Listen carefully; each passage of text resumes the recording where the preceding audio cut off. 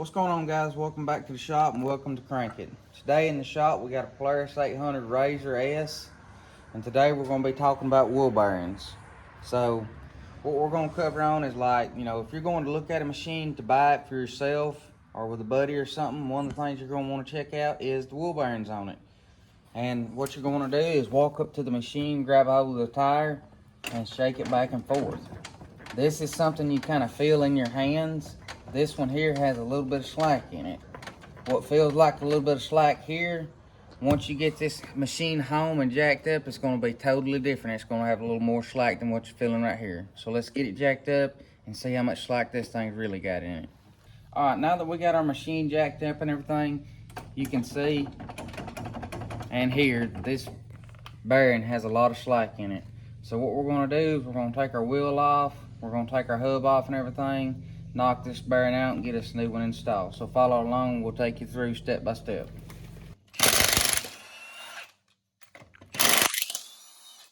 Our next step is going to be removing our brake caliper.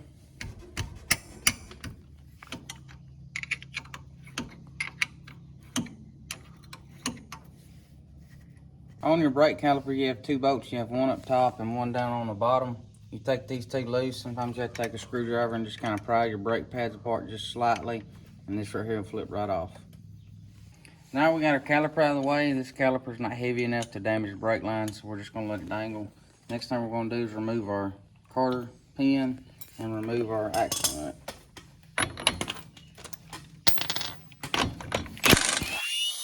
Now we got our axle nut removed. Now we can remove our spindle here, and as you can see, this bearing is completely wore out. The race is stuck onto the spindle here, and the rest of it is in the hub. So now what we got to do is disconnect it from our air arms, and we'll take it over to our press and press the rest of the bearing out.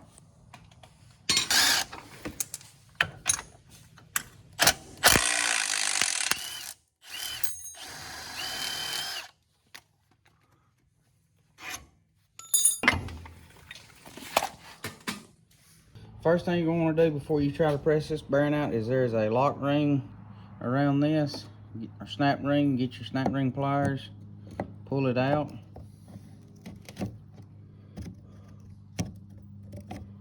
Now it's time to move over to the press to press our bearing out.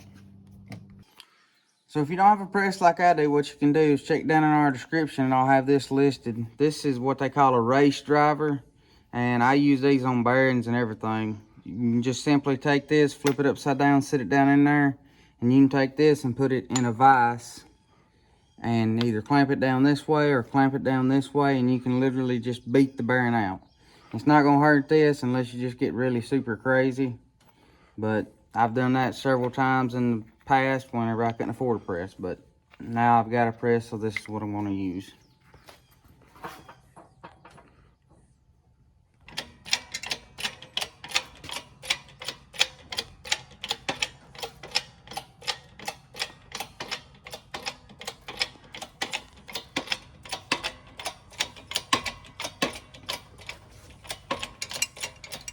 So here's our old bearing. Now it's time to get our new bearing and press it in. One of the things I recommend doing is putting a little bit of anti-seize in here. Just helps with the bearing sliding in, helps with bearing sliding back out later on to make sure it don't get rusted to this, because everybody knows aluminum and metal will weld itself together. So when you're going to push your bearing back inside your hub here, you want to make sure your hub's sitting as level as possible. Whatever you got to do to shim it up to get it to sit level, to make sure this bearing goes in straight, because this going in crooked or something or trying to force it can cause you to bust this, so we don't want to do that.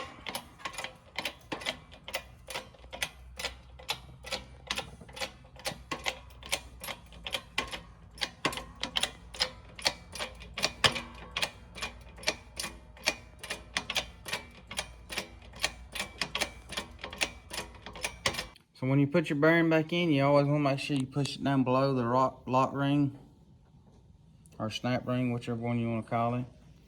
So your snap ring installs easy. Now this is ready to go back onto the machine. So when we pulled our spindle here off and everything, our race stuck to the inside here. So now we got to get this off. There's several different ways you can get these off. Some people heat them. Some people take and weld a bead around them. I mean, just several different ways you can do it. I always like to try to take a chisel and get in behind it because this is aluminum and I don't want to jeopardize messing up my spindle. If that don't work, then we'll move on to something else. So for starters, we're going to get us a chisel and see if we can't peck it off. All right, guys, I know, when you see something like this, it can be really stressful looking, but the first thing I done, I got my chisel in here just at the edge of my spindle and the back of the race, and I give it, just a good solid hit. And what that done, it created just a little bit of separation so I could see that my race was going to move. Then I moved up on this lip right here on the race and just got in behind it like this and started driving it forward. And you just kind of go around working it back and forth, and as you can see, it's moving. And yes, this is one of the more easier ones that I have done. This one was just jammed up on there a little bit. I have done this same exact thing with some that have been stuck on there pretty good. You can see right there where I nicked it just very slightly when I was driving through there the first time, and that's probably what broke it loose to make it slide off so easy. So, like I said, if that don't work, you can always try heating it or welding you a bead around it to heat it. Just be very careful. This is aluminum and you can warp it and mess it up. Alright guys, this is one of the more important steps that people forget to do. And as a mechanic, me doing this over time, I've learned it helps me out tremendously. It's simple. When you're going back together, go pick you up some of this stuff. It's not very much. It helps you in the long run, especially if you do work on your own machines. Me, whenever I'm reassembling stuff like this, especially on anything like this, I'm going to anti-season here inside my bearing. I'm going to anti-season here inside of my splines, on my hub, on my axles, back here where my bearing's going to ride. And I'm most definitely going to anti-seize on my bolts here. These, you can see where this one right here is a little bit pitted and rusted from water and stuff getting up in there. These are the world's worst about getting up in here and rusting and getting stuck and having to cut them off. And I'm sure many people know what I'm talking about. So we're going to get all this stuff anti-seized up and try not to paint ourselves gray and start reassembling. So now we got everything anti-seized up, it's time to go back together. Put our hub here on.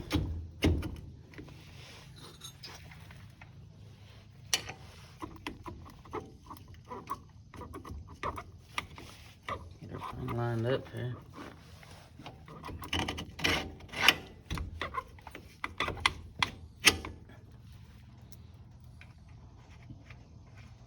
A little crusty rusty there.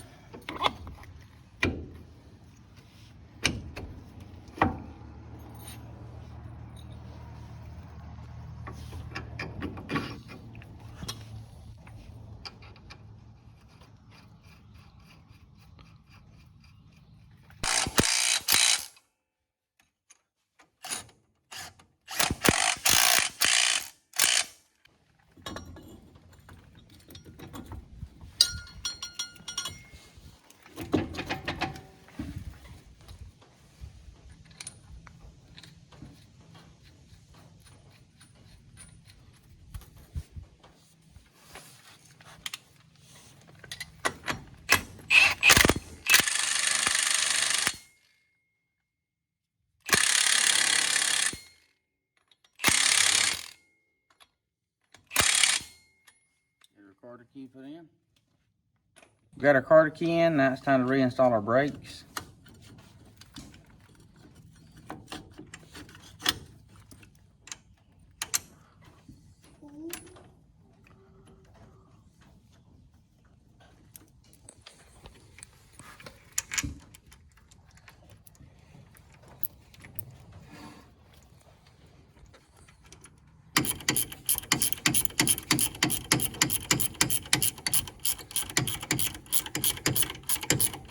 Now we got everything back together Only thing left to do is put our tire on. If y'all find this video helpful and want more videos like this, check out the rest of our videos on YouTube. We're on other social media platforms. If y'all have a video y'all would like to see, leave us a comment. And when something comes in the shop, we'll be sure to make a video about it. Don't forget to subscribe so you don't miss any videos. And as always, thanks for watching. If you guys are looking for the parts that we use in this video, there'll be a link in our description, so go check that out.